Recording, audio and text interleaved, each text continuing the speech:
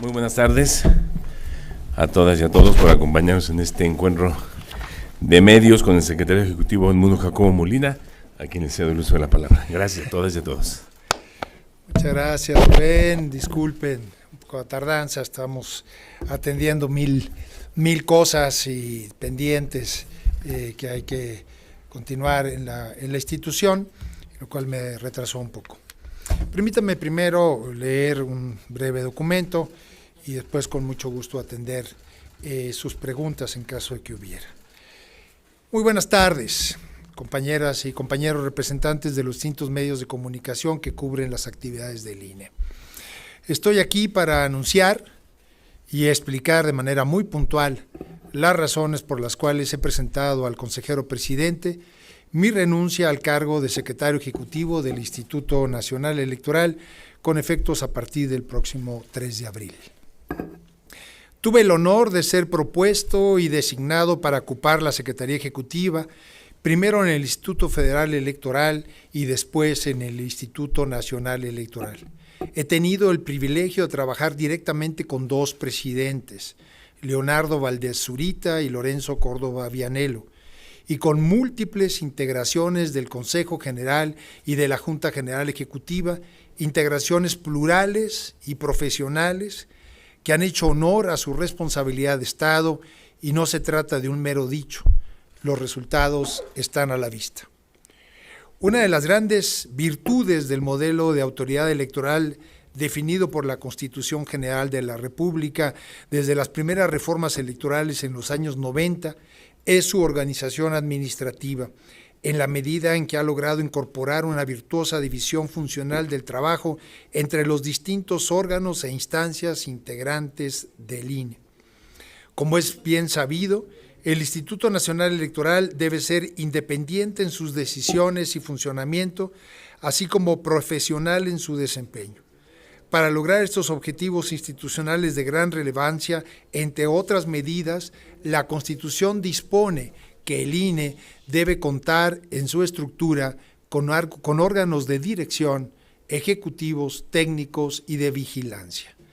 La previsión de instancias con funciones propias y definidas no es una exquisitez burocrática, sino que promueve la asignación de roles que, alimentándose recíprocamente, permite la definición oportuna de las metas y prioridades institucionales, la planeación detallada de las actividades y la confección de acuerdos técnicamente solventes para encarar y solventar las dificultades que suelen presentarse a lo largo y ancho del país.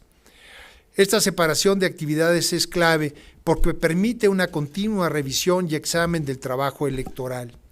El Consejo General planea y dirige a partir de los insumos que le proporcionan las áreas especializadas. Las ramas ejecutivas y técnicas ejecutan y operan las decisiones tomadas y son evaluadas permanentemente por las distintas instancias directivas, además de ser vigiladas en todo momento por las representaciones de los partidos políticos. El equilibrio entre todas estas actividades es indispensable para la continuidad de las operaciones conforme los principios que rigen en la materia. Bajo esas premisas, desde que asumí el cargo, diseñé una Secretaría Ejecutiva discreta, con bajo protagonismo público, para aislar la operación institucional del trajín propio de las contiendas entre las distintas fuerzas partidistas. En fin, para evitar la politización de las actividades técnicas y ejecutivas del Instituto, que por definición y de acuerdo con la organización administrativa establecida por la Constitución, deben atender a criterios estrictamente técnicos.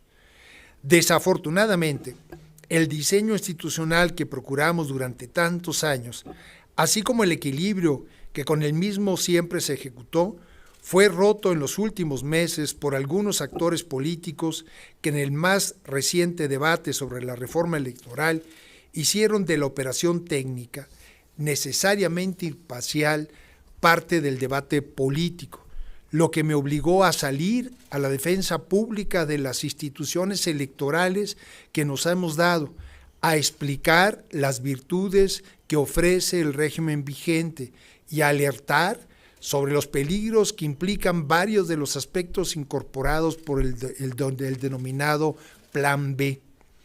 La incorporación en uno de los decretos de la reforma de un transitorio inconstitucional que tomaba una decisión que solo compete al Consejo General, me cesó como secretario ejecutivo, incluso aún antes de que formalmente entrara en vigor el nuevo marco legal. Ello me obligó a promover los juicios que la propia Constitución pone a disposición de cualquier persona para lograr la restitución del orden constitucional quebrantado, aspectos que, como era de esperarse, fueron ampliamente difundidos por ustedes, por los medios de comunicación. Después iniciaron los ataques y mentiras sobre mí y mi trayectoria, incluso desde las conferencias cotidianas que desde Palacio Nacional encabeza el presidente de la República.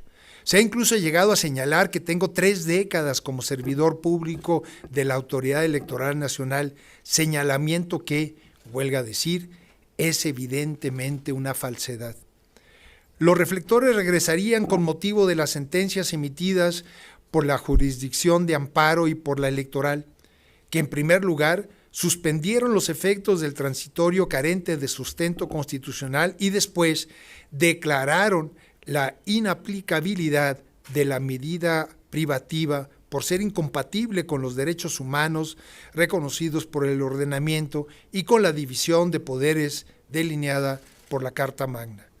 Nuevamente, debí salir a medios para explicar las decisiones y sus implicaciones operativas para el INE, así como para pronunciarme sobre lo que a mi juicio son los riesgos que acompañan las intentonas y sus implicaciones regresivas.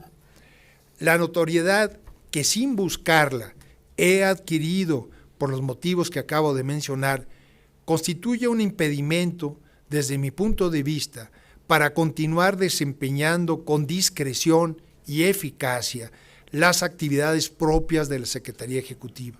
Por ello, estoy convencido que conforme a la ética de la responsabilidad es el momento de retirarme. Como en su oportunidad lo expresé públicamente, los litigios que presenté contra una norma inconstitucional que indebidamente me cesaba, nunca tuvieron como finalidad la consecución de un beneficio personal, porque en el fondo lo que se debatía es en realidad la concepción del Estado mexicano como un Estado de derecho en el que se respeten las competencias conferidas por la misma Constitución a los órganos primarios del Estado, previstos en la misma, así como también los derechos humanos reconocidos a las personas en tanto ejes motores para evitar que las instancias del poder público se conviertan en una amenaza para los individuos. Esa misma visión de las cosas me acompaña ahora para la decisión que hace unos minutos comuniqué a las y los consejeros integrantes del Consejo General del Instituto Nacional Electoral en una reunión de trabajo. He cumplido un ciclo en la Secretaría Ejecutiva del Instituto para servir al INE y a la democracia mexicana, lo que concibo no como un trabajo, sino como una causa. Es tiempo, pues, de quien sea designada o insaculada para presidir esta institución, proponga a sus pares una persona que acometa con diligencia y rectitud las tareas de la Secretaría Ejecutiva. En este sentido, he presentado mi renuncia, la cual se hará efectiva para que mi último día como funcionario de esta institución sea el próximo lunes 3 de abril. Esta renuncia es de carácter irrevocable, porque no me anima el preservarme en una posición laboral, sino la defensa de la ley y las instituciones. Como secretario ejecutivo, esa fue mi convicción y esa seguirá siendo como ciudadano, que como a millones de mexicanas y mexicanos le preocupa la democracia de mi país. A diferencia de quienes tildaron mi actitud como la de alguien que busca seguir ocupando un cargo, mi compromiso con el INE es defender un patrimonio que hemos construido entre todas y todos durante más de 3 décadas y hoy es patrimonio de la sociedad toda. En mi instancia en esta institución he velado por su autonomía e imparcialidad. Continuaré con esa actitud en otros espacios. La democracia se soporta en el respeto a la ley y a las instituciones, así como en mujeres y hombres libres dispuestos a defenderla.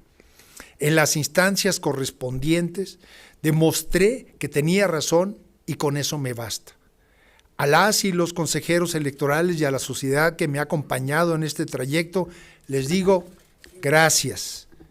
Y con mi renuncia respondo a las y los mexicanos que me han respaldado que estoy con ustedes, que soy uno más entre millones, dispuesto a defender la democracia y la construcción de una sociedad más justa y equitativa. A lo largo de un poco más de 14 años, la vida me ha ofrecido la oportunidad de conocer y colaborar con mujeres y hombres comprometidos con el INE y el país. A todas y a todos les agradezco que me hayan permitido aprender de ellos y facilitado mi función como instancia de articulación de las áreas técnicas y ejecutivas, tanto a nivel central como en los órganos desconcentrados de esta institución. No puedo concluir esta intervención sin agradecer al consejero presidente, al doctor Leonardo Valdés en su momento, y hoy en día, sin duda, al doctor Lorenzo Córdoba Vianello, su confianza, su apoyo y sus enseñanzas. Muchas gracias. Gracias, señor secretario. En la lista de preguntas, en primer lugar, Claudia Flores, de N+. Gracias, Claudia. Señor, buenas tardes.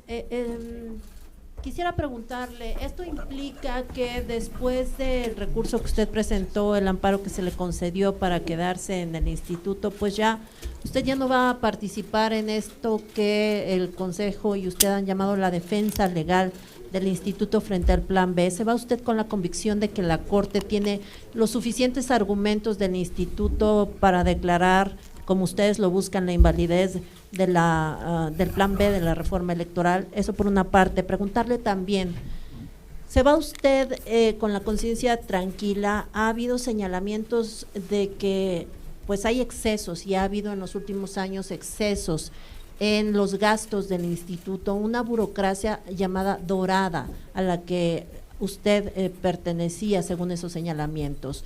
¿Encontrarán cuentas claras y ninguna cuestión que pudiera dar lugar a que se justifique esos señalamientos en contra de quienes encabezan hoy el instituto, incluido usted, con todo respeto? Y también preguntarle si se ve usted alguna otra posición, si ha sido invitado a incorporarse a una nueva labor en algún instituto público, privado, en la cátedra. ¿Qué hará usted? Gracias.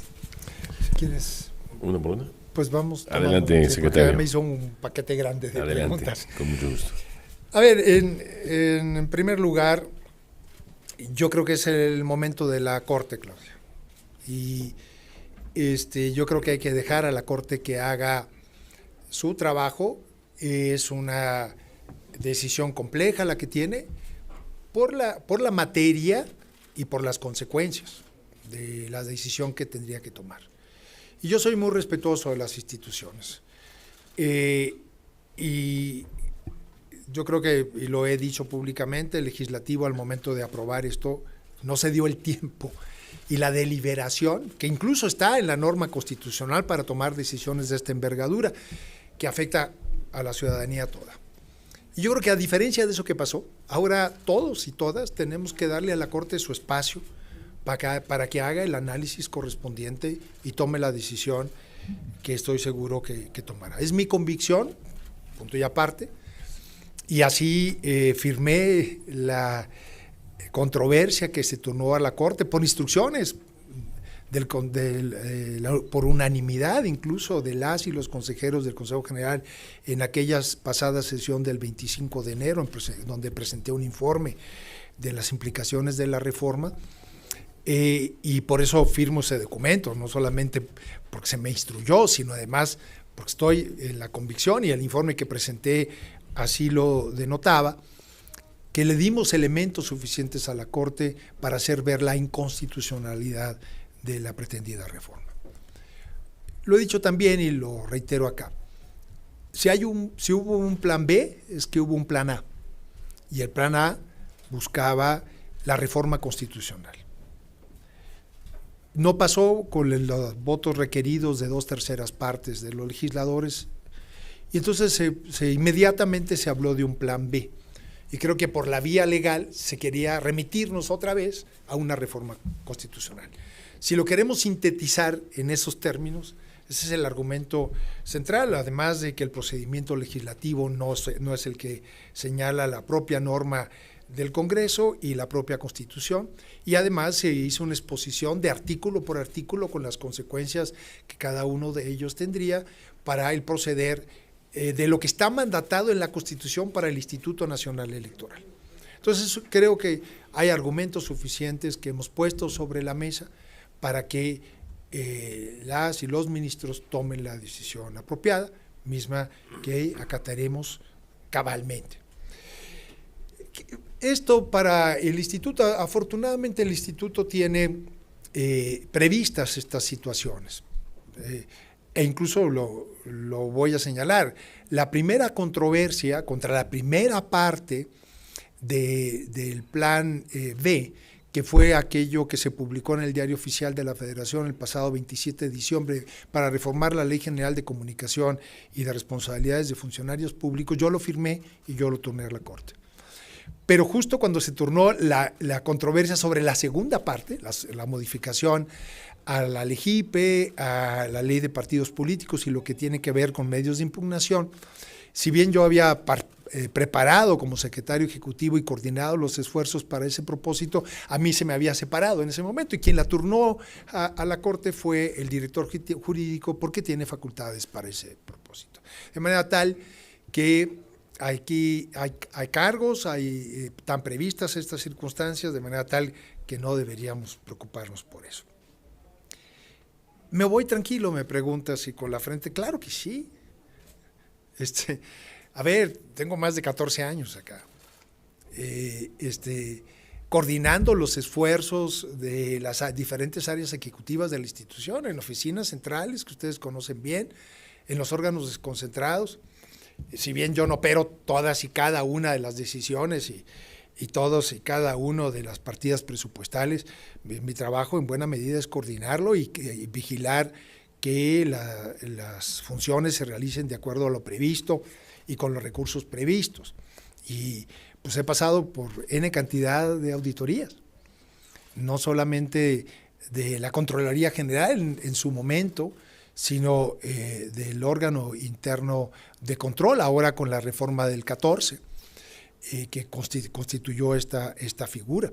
Y recuerden, por cierto, la Contraloría General del IFE en su momento fue, desde la reforma de 2007, la primera figura de un auditor interno que tenía un nombramiento desde la misma Cámara de Diputados, separándolo de lo que era el diseño tradicional de auditores que eran nombrados por el titular de cada una de las dependencias. Por cierto, esa figura que viene desde el 2007 para el Instituto Federal Electoral, que hizo de la Contraloría General en aquel momento, ahora se ha generalizado como norma para muchas otras instancias de la auditoría de los recursos públicos, y yo creo que es un gran beneficio. ¿Eso qué le dio a la Contraloría en su momento y ahora al órgano interno de control? Pues mucha independencia para hacer en mejores condiciones su trabajo. Y también el IFE, el INE, pues ha estado auditado permanentemente por la Auditoría Superior de la Federación. Como yo lo he dicho a los diferentes titulares de estos órganos auditores con los cuales me ha tocado platicar y ver diferentes casos, en la medida en que ellos hagan bien su trabajo, yo estoy más tranquilo. Quiere decir que una auditoría fuerte, una revisión fuerte, de nuestro quehacer, pues hace todavía más transparente el uso de los recursos. Que tengamos diferencias en ocasiones sobre algunas apreciaciones, sí las hemos tenido.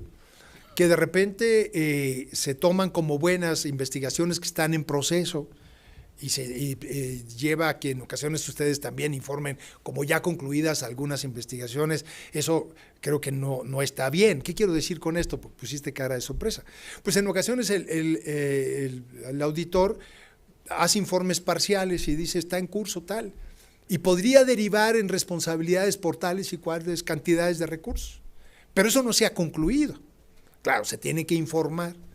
¿Y qué ha sucedido sistemáticamente si ustedes revisan la historia en estos últimos años? Y además, bueno, por lo menos del 2008 para acá, para no hablar más lejos, pues el momento que se continúa con la investigación, se subsanan las cuestiones, de manera tal, pues, que realmente lo que en ocasiones se ha anunciado como grandes problemas de operación y administración de la institución, terminan no siendo así, al cerrarse, ahora sí, cabalmente las auditorías. ¿Cuentas claras? ¿Deja cuentas claras y no burocracia dorada? A ver, cuentas claras, sí. Pues, difícilmente hay otra institución del Estado mexicano tan auditada como el INE. Aparte, para no solamente los entes especializados, los partidos políticos también están permanentemente en nuestras instalaciones, participan de los órganos colegiados y conocen la operación de la propia institución. Claro que hay cuentas claras y en ese sentido yo me quedo muy tranquilo porque conozco la cabal operación de esta institución. Lo voy a decir de otra manera. El IFE-INE vive de la credibilidad, ¿sí?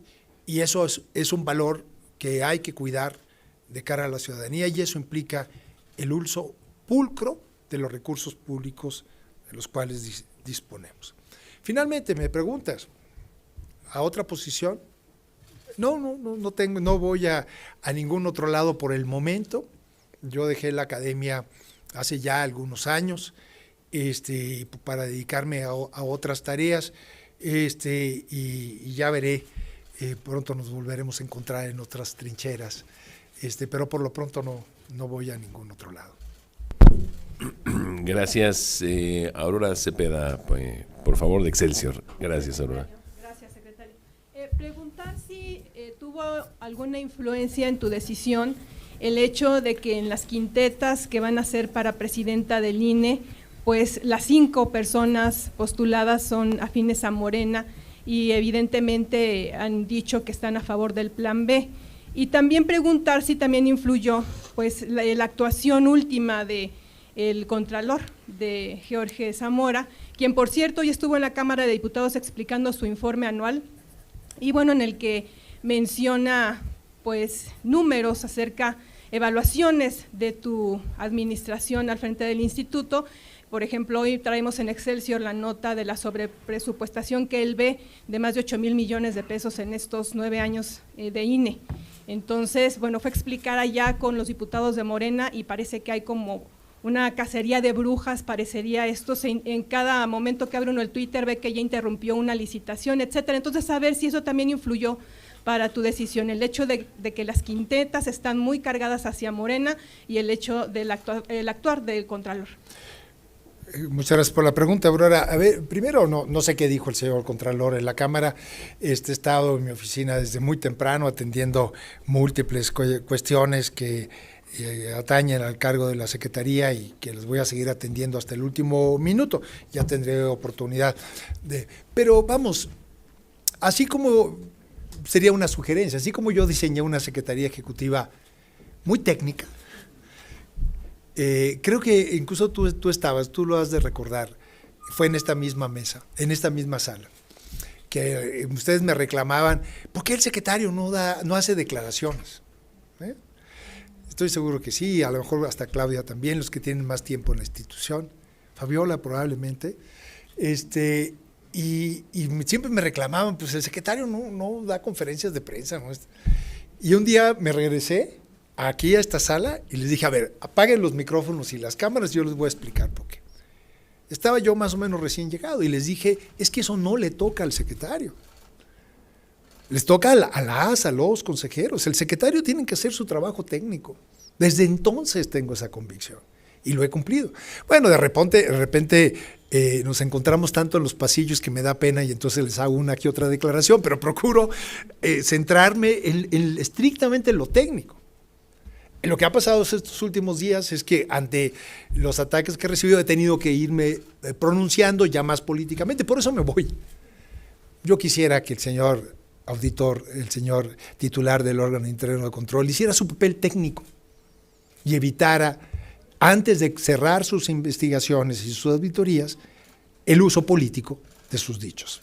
Pero bueno, él tendrá la decisión que tomar, yo he tomado las mías y no soy quien para dar consejos. Lo de las quintetas, justamente lo hago en este momento, porque todavía no está decidido quién presidirá el Instituto Nacional Electoral y quiénes ocuparán las otras 3 vacantes del Consejo. Justamente por eso. No después, para que no se lea que está en función de quienes van a renovar el Consejo General y por respeto a las 7 consejeras y consejeros que se quedan en el órgano. Por eso, justamente en este momento, para evitar cualquier especulación al respecto. Gracias por la pregunta, Aurora. Erika Hernández, de Reforma.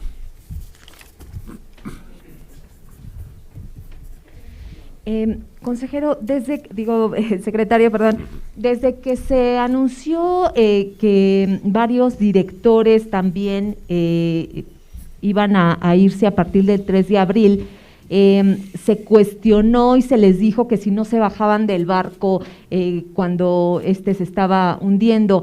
Yo le pregunto algo similar. Usted se va también el 3 y pareciera que el INE queda totalmente descabezado. No meten al instituto, primero si no es una falta de compromiso, previo ya a las elecciones locales, al arranque del proceso electoral. Si no es falta de compromiso, no quedarse hasta el final y que sean los consejeros los que determinen si tienen o no el perfil o las atribuciones para que se mantengan en el cargo. Esa sería una. Gracias. Gracias, Erika. A ver, quedarme hasta el final. ¿Cuál es el final? Y lo dije cuando estaba controvirtiendo el 17º transitorio. Quien puede nombrar al secretario, está en la Constitución, es el Consejo General. Y por lo tanto, quien podría instituirlo es el propio Consejo, y no a través de un artículo transitorio de una reforma legal. Y es el momento, yo creo que justo, en una renovación del Consejo General, para que la nueva integración pueda incluso visualizar hasta la propia Secretaría Ejecutiva para las tareas que vienen. Los procesos electorales que están en curso, ya están en curso, afortunadamente van perfectamente bien. Fíjense qué paradójico, o para decirlo, qué fortaleza tiene esta institución. Se aprobó, se decretó, bueno, ahorita está suspendida la aplicación, una reforma legal que separaba, lo hemos dicho, al 84.6% del servicio profesional electoral. Muchos de ellos están organizando en este momento las elecciones de Coahuila y el Estado de México. Y sin embargo, revisen ustedes los números de esas elecciones, no se ha parado en ningún momento esas elecciones. Y el 4 de junio va a haber elecciones en esos 2 estados con la calidad del Instituto Nacional Electoral. Yo quisiera ver dónde otras compañeras y compañeros trabajadores, ante la amenaza de que van a ser despedidos, no hubieran bajado el ritmo de su trabajo. No es el caso del instituto. Afortunadamente, hay mucha fortaleza en la institución y no depende solamente de quien ocupe el cargo de la Secretaría Ejecutiva. Me voy insisto, Erika, porque a la persona que en este momento ocupa la Secretaría, Edmundo Jacobo Molina, se le ha politizado y no conviene en el diseño institucional que quien lo ocupe tenga ese señalamiento y esa visibilidad pública. Necesitamos otra vez un secretario que creo que, como jugué mi papel en 14 años, un poquito más,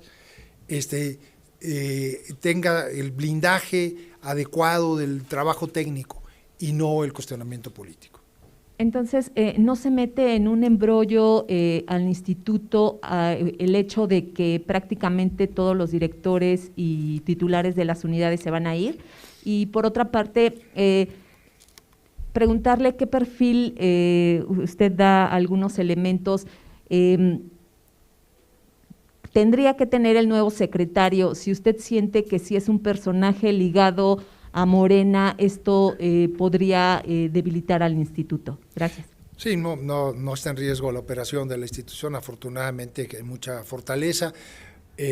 Algunos de los miembros de la Junta General Ejecutiva provienen del propio servicio, lo cual creo que habla de la recreación de los cuadros técnicos y operativos de la institución. Entonces yo creo que en ese sentido, Erika, no hay de qué preocuparnos por la institución. ¿Qué perfil? Pues yo diría un perfil técnico, que conozca la operación de la institución y sobre todo un perfil equidistante a todos los actores políticos, que concite el respeto, que concite la confianza de todos los actores políticos. Yo creo que esas dos cuestiones son fundamentales. El dominio técnico y el concitar, la confianza de todos los actores políticos. Gracias. Agustín Velasco, 1TV. Buenas tardes. Oye, yo quisiera preguntarle si no siente que finalmente es un triunfo de quienes promovieron la reforma electoral y que promovieron el cese de su persona en el cargo. Finalmente no están ellos pues logrando lo que buscaban. Y segundo, respecto a esto que decía recientemente, ¿se va usted con la tranquilidad de que no está en riesgo la autonomía del árbitro electoral? Gracias. No, a ver, yo insisto, que si dices, Agustín, que si se trata de un triunfo de quienes promovieron la reforma. No, yo creo que el INE es mucho más que una persona. Yo hice mi trabajo en 14 años.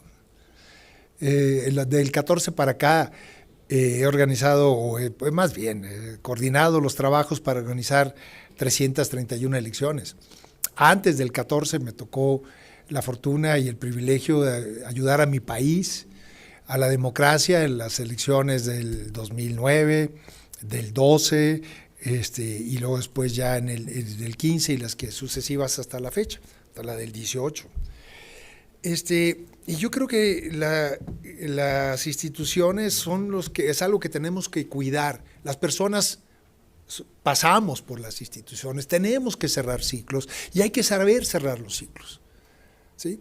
Yo creo que por lo que he tratado de explicar, la sobreexposición política a la que he estado sujeto ya no me lleva al tener el perfil, y quiero ser muy honesto, para ocupar esa posición que yo ocupé durante todo este tiempo. Y ustedes creo que han sido los mejores testigos al respecto.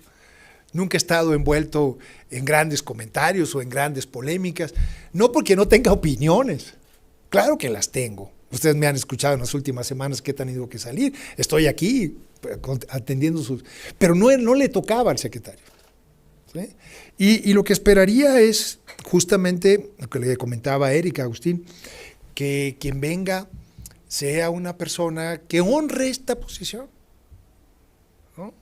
Que le dé confianza a todos los actores, que sea imparcial, equidistante a todos los intereses políticos, para hacer cumplir la responsabilidad y estar fuera de los reflectores, sería mi recomendación. Gracias, Agustín, por tu pregunta. Raimundo González, Encuentro Vital. Señor secretario, yo quisiera preguntarle, de manera muy directa lo siguiente. El caballo de Troya avanza, esto es una realidad. Se proyectó desde antes que se aprobara el Plan B, todos lo sabíamos. Aquí la cuestión es, ¿no sería mejor que usted, por los 14 años de experiencia que tiene al frente del instituto y sabiendo el riesgo que hay para la democracia, donde más, al menos en la Ciudad de México, más de 3 millones marcharon para defenderlo, ¿no sería mejor que se quedara usted al frente y desde dentro evitar que ese caballo de Troya cumpla con el propósito por el que llega? Esa sería mi primera pregunta. La segunda pregunta que le haría, en términos reales, ¿usted no recibió algún tipo de presión, amenaza o algún tipo de cuestión para que usted tomara la decisión de renunciar? Y se lo digo porque para mí resulta una sorpresa lo que usted hace. Yo pensé que permanecería al frente, tengo muchos años cubriendo el sector político y créame que es una sorpresa lo que usted dice. Pero bueno, cada cabeza es un mundo y cada persona toma sus decisiones. Y finalmente le pregunto, ¿qué consejo le daría usted a quienes se quedan, quienes aman a esta institución, quienes se preocupan y lo demuestran con su trabajo, quienes no quieren que sea destruido? El INE goza de prestigio internacional y se vio con la reciente visita a los Estados Unidos del consejero presidente. Entonces, ¿cuál sería el consejo? Muchas gracias. Muchas gracias, Raimundo. Empezaría por esto último. O sea, lo que les digo a todos quienes trabajan en esta institución, y Rubén no me va a dejar mentir, hagamos bien nuestro trabajo todos los días. O sea, no hay que dejar de hacerlo. A ver, fíjense bien, esto es parte de la disciplina de esta institución. ¿Qué fue lo que pasó en el momento que se anunció el Plan B con todas las consecuencias que venía? En lugar de quedarnos encerrados aquí en la Ciudad de México, aquí en las instalaciones de Tlalpan, ¿qué hicimos? Recorrer el país. Nos fuimos a hacer reuniones regionales con toda la estructura de la institución. Porque sabíamos de la inquietud que esto iba a generar, pues estaban aprobando una ley donde iban a desmontar buena parte de la estructura, dejar sin trabajo a miles de familias, no estoy exagerando. Entonces, en lugar de eso, ¿qué hicimos? Salimos a reunir a nuestra gente, decirles, oigan, más allá de cualquier riesgo, sin desconocerlo, la mejor defensa es que sigamos haciendo bien nuestro trabajo. Y ustedes han visto en algún momento que el INE haya bajado la guardia en alguno de los servicios que da. ¿Han visto que algún módulo de atención ciudadana se cierre? Que se deje de tener actividades en las juntas distritales, en las juntas locales, que se deje de organizar las elecciones en los estados. El INE ha seguido trabajando. En otras instituciones a lo mejor hubiera esto provocado una parálisis. Aquí no. Entonces, mi consejo es ese. Sigamos haciendo nuestro trabajo, entendiendo que además de un trabajo que merece una justa retribución, porque eso, Claudia, no es burocracia dorada, merece por la intensidad del trabajo una justa remuneración, ¿sí? Es también, además de un trabajo, una causa, y es la causa de la democracia. Ninguna presión, ninguna amenaza. Dichos, ustedes los han escuchado, los han visto, cosas incorrectas que se dice de mi trayectoria. Ahí está mi trayectoria. Yo entiendo que al calor de la discusión pública luego se dicen cosas que creo que no abonan al respeto a la sociedad que merecemos como sociedad, que nuestros problemas que no son comunes, el espacio público, lleven a una deliberación de fondo. No a dichos que pueden sonar muy ingeniosos y suscitar alguna sonrisa en algún momento. Híjola, yo sí respeto la política, en serio. Para mí, la política es el mejor instrumento que ha inventado la humanidad para resolver de manera civilizada nuestras diferencias. Eso no hace respeto a eso. Pero bueno, cada quien sus dichos. Yo no voy a caer en esos juegos y ni me siento presionado y ni amenazado por ello. Eso no va a cambiar mis convicciones. Por eso me verán muy pronto en otras trincheras, hablando de democracia, defendiendo la democracia y dando, ahora sí, con entera libertad, mis opiniones, porque 14 años aquí calladito me ha costado mucho trabajo. Y bueno, yo creo que esta institución es muy grande, ha pasado por momentos complejos y va a pasar también en esta ocasión por los mismos. No sé, Rubén, si tenemos... Gracias, sí, secretario, gracias. Gracias, Raimundo. Alfredo Flores y JS News. Hola, buenas tardes. Acá, Alfredo Flores, News México. Unas preguntas muy puntuales, voy a ir al grano. La primera es, ¿no tiene temor de una persecución? Porque vemos que Obrador, a todos los que termina una administración, los persigue. Bueno, hoy en la mañana el abogado de cabeza de vaca pues, estaba denunciando a la gente del gobierno federal por esa persecución, no teme. Y eso me lleva a la segunda pregunta. Ustedes llegó aquí a la elección, al INE, cuando ya había pasado la elección de Calderón, 2, 3 años ya habían transcurrido. Pero pues vemos que Obrador se quedó atorado en el pasado. ¿Por qué le tiene tanto odio a usted y a bueno, a Lorenzo Córdoba lo hablaremos después, pero a usted, ¿por qué lo odia tanto Andrés Manuel? Eso me llama mucho la atención porque inventa historias, este señor de aquí no inventa historias, ¿no? Y quiero un punto de vista sobre la elección que viene del 2023 y sobre todo en especial la del 2024. Se ven muchos actores muy peligrosos, el narcotráfico, está muy caliente el ambiente entre los senadores de Estados Unidos, que hoy en la mañana en la comparecencia de Mallorca volvieron a insistir los senadores de una intervención en México, e incluso llamaron a Andrés Manuel mentiroso y que no colabora con el gobierno de Estados Unidos para combatir al narcotráfico. Todos estos actores, la gente que está enojada en contra de Andrés Manuel, la gente que está en favor de Andrés Manuel, ¿no estamos sembrando una guerra civil? Porque pues, es tan ingenioso para quedarse en los cargos Andrés Manuel que puede decir se anula la elección porque no hay condiciones. Esas serían mis preguntas, muy amable, gracias. Ay, Alfredo. ¿Te pareces a mi hermano? Tengo un hermano Alfredo. A ver, tengo la suficiente experiencia para no ser un ingenuo. Y a lo largo de mi andar en la vida, que he tenido la oportunidad, la fortuna de ocupar posiciones complejas de toma de decisiones, uno ha aprendido que en la vida puede enfrentarse a personas con posiciones distintas. Lo peor que uno puede hacer es hacer de ellos enemigos, porque eso no abona a resolver nada, lo único que hace es acrecentar el problema. Sino que uno tiene que acercarse y tratar de entender al otro para que, como condición para uno ser entendido o entendida. Yo no odio a nadie. Encuentro personas que piensan distinto que yo, pero punto.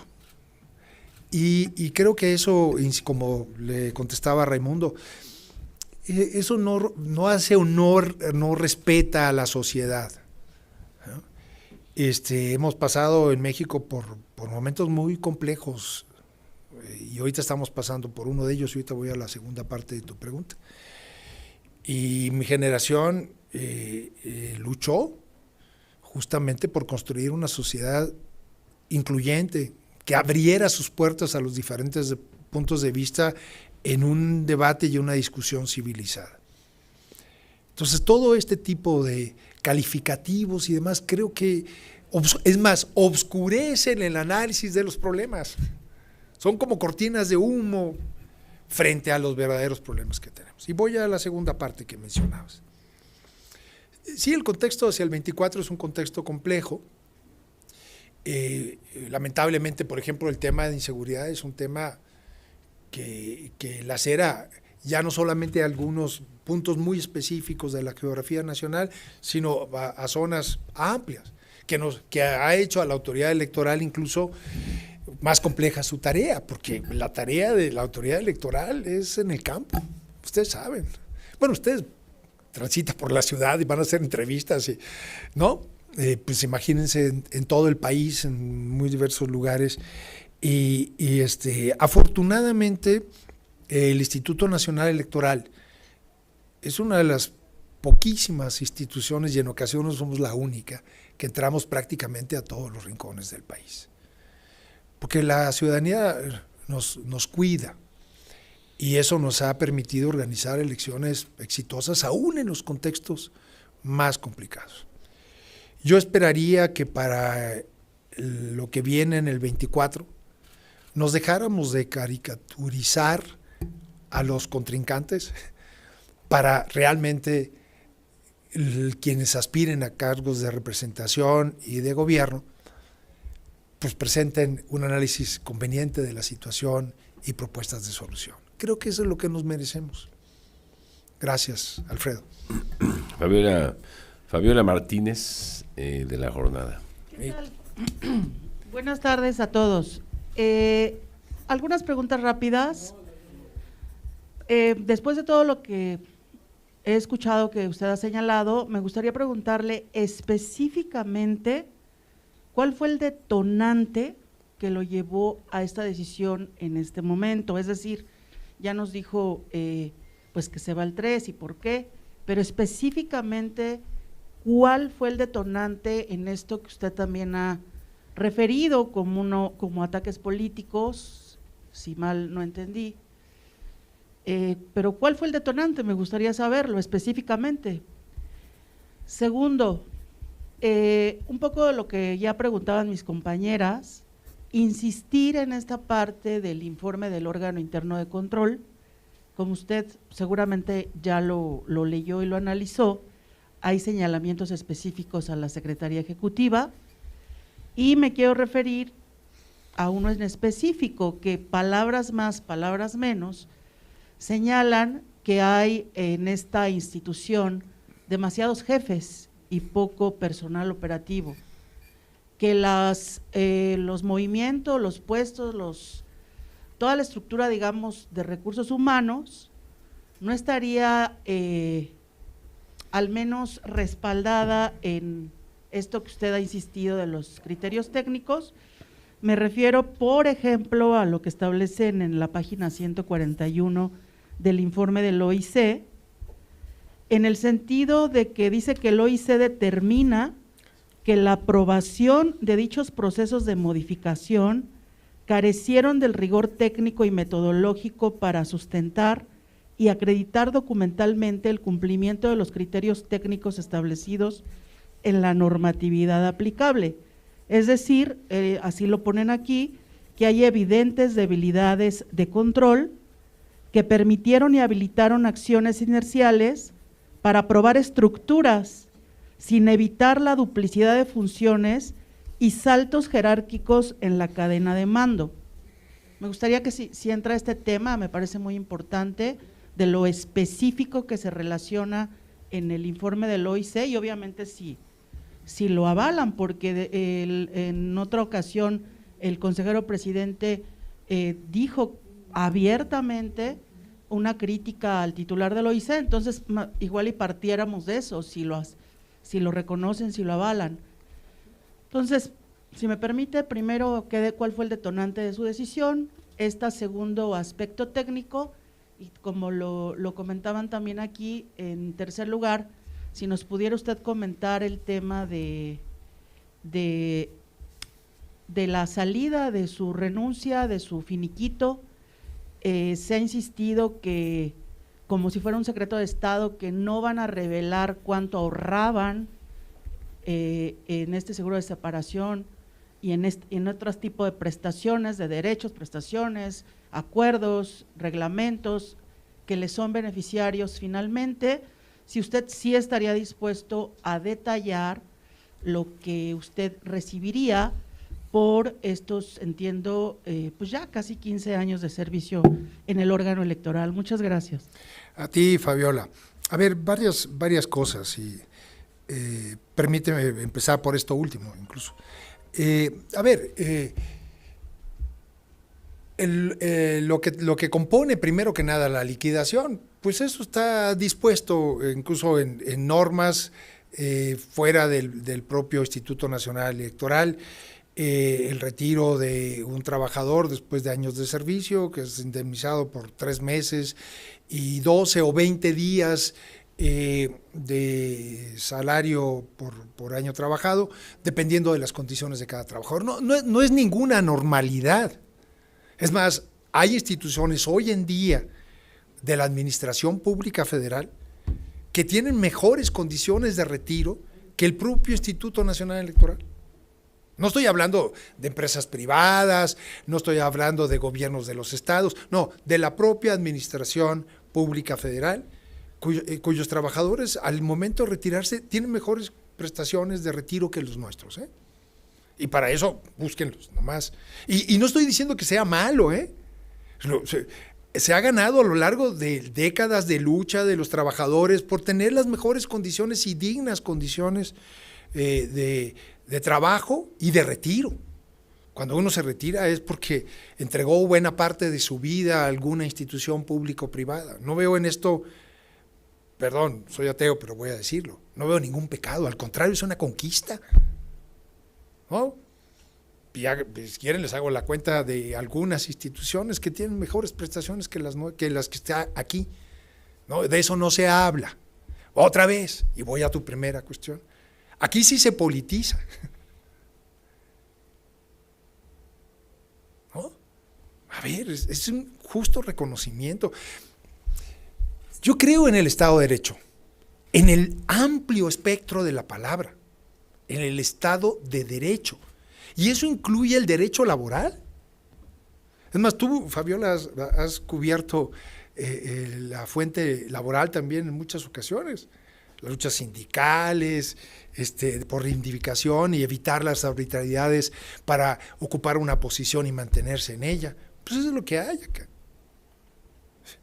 Y la verdad, creo que lo que se siembra con esto es simplemente un discurso que pretende minar al árbitro electoral, porque tal vez a algunas personas les moleste que el árbitro electoral se crea que es un órgano autónomo e independiente y actúe en consecuencia como lo mandata la Constitución. El detonante específico es ese, Fabiola. A ver, si bien uno viene pensando cuándo cerrar los ciclos, porque siempre hay que pensar en eso, ¿no? También es cierto que esto, vuelvo a insistir, no estoy inventando nada, hacer el balance de la sobreexposición del secretario es el momento en que yo tomo la decisión.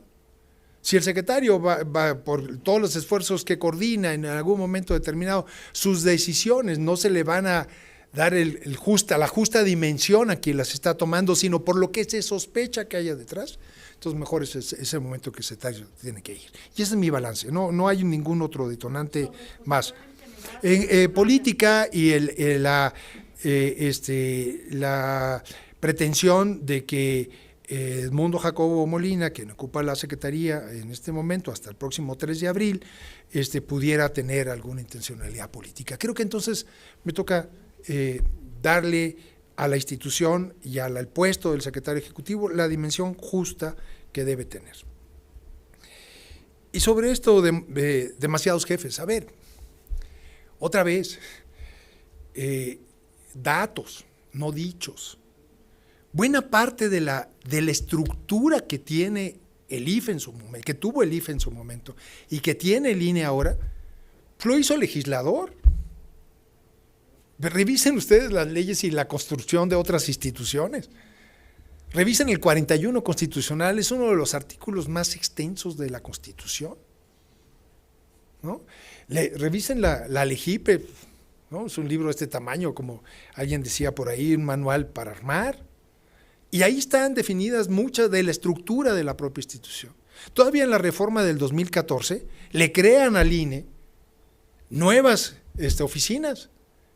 La unidad técnica de vinculación con los organismos públicos locales, la unidad técnica de lo contencioso electoral, se fortalece la unidad técnica de fiscalización. El propio legislador ha ido creando esto. ¿O qué? ¿Tenemos 300 oficinas distritales porque el IFE o el INE en su momento quiso tenerlas? Eso está en la norma. El legislador dijo, son 300 distritos. Y en cada uno de esos distritos tiene que haber una junta distrital del IFE en su momento, ahora del INE, y tiene que haber ahí un vocal ejecutivo, un vocal secretario, un vocal de capacitación, uno de organización y uno del Registro Federal de Electores. Eso no lo definió esta institución, lo definió el propio legislador.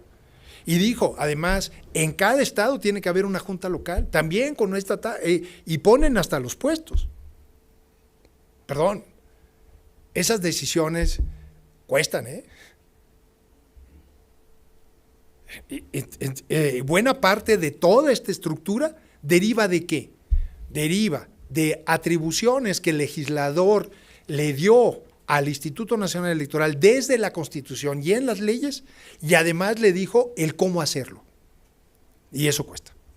En otros países, y pongo un ejemplo, Canadá, con un personaje que es decano, súper reconocido en el mundo por su trayectoria en Elections Canada, Jean-Pierre Kingsley, nos contaba, cuando el legislador en Canadá va a hacer una reforma electoral, llama al técnico, al presidente de Elecciones Canadá, y le pregunta solamente dos cosas. De lo que estoy pensando hacer, ¿se puede o no se puede hacer? Y segundo, ¿cuánto cuesta? Lamentablemente, esa deliberación en México no se ha dado.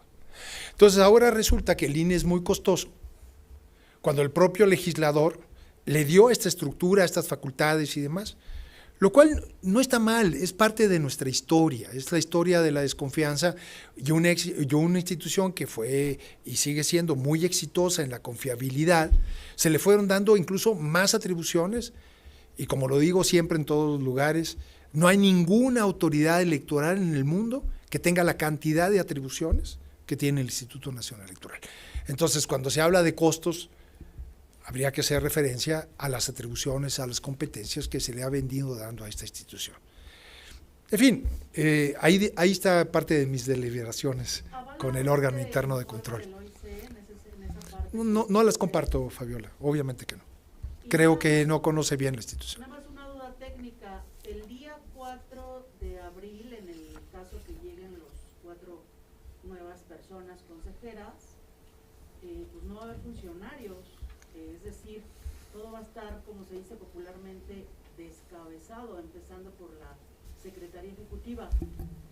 ¿En verdad no les parece un riesgo? No, a ver, justamente por eso está previsto. Y el consejero presidente nombrará, y se está deliberando con sus pares, consejeras y consejeros, quiénes serán los encargados de los despachos, para que no se pare la operación. Como hemos funcionado a lo largo de 30 años. Gracias. Otilia Carvajal, del Universal. ¿Quién, perdón? Otilia, perdóname, Otilia, ¿cómo estás? Buenas tardes, secretario. Preguntarle si considera que al dejar el cargo van a cesar estos ataques en su contra y también en contra del propio INE con la renovación de las 4 consejerías. Muchas gracias, Otilia. No lo creo. No creo que cesen. Y no de ninguna manera. Al hacerme un actor político con este nivel de visibilidad, creo que me colocaron en esa arena y estoy preparado para que sigan los ataques correspondientes. Y tendré más libertad para dar mis propias opiniones, ¿de acuerdo? ¿Y con la renovación de las 4 consejerías, los ataques hacia el INE? Mira, afortunadamente en estos 14 años me ha tocado ver muchos momentos complejos de esta institución. El ser árbitro es una cuestión terriblemente complicada. De Galeano, en eso que se cita mucho, dice que el árbitro es ese sujeto en donde cuando un equipo gana dice gané a pesar del árbitro y cuando pierde es perdí por el árbitro. Eso que parece aplicable solamente al fútbol le aplica también acá. O sea, sí, el árbitro siempre está sujeto a muchas presiones. El asunto es que para que las presiones cuajen tiene que haber 2 partes. Quien presiona y quien se deje presionar. Yo espero que la institución tenga la fortaleza, con la nueva integración del Consejo General, para sentirse respaldado por la Constitución y las leyes y ejercer esas atribuciones que tiene. Esta institución tiene esa fortaleza. Muchas gracias, secretario ejecutivo Edmundo Jacobo Molina, por estas palabras, esta conferencia, y gracias a todos ustedes por su participación. Buenas tardes y buen provecho. Muchas gracias.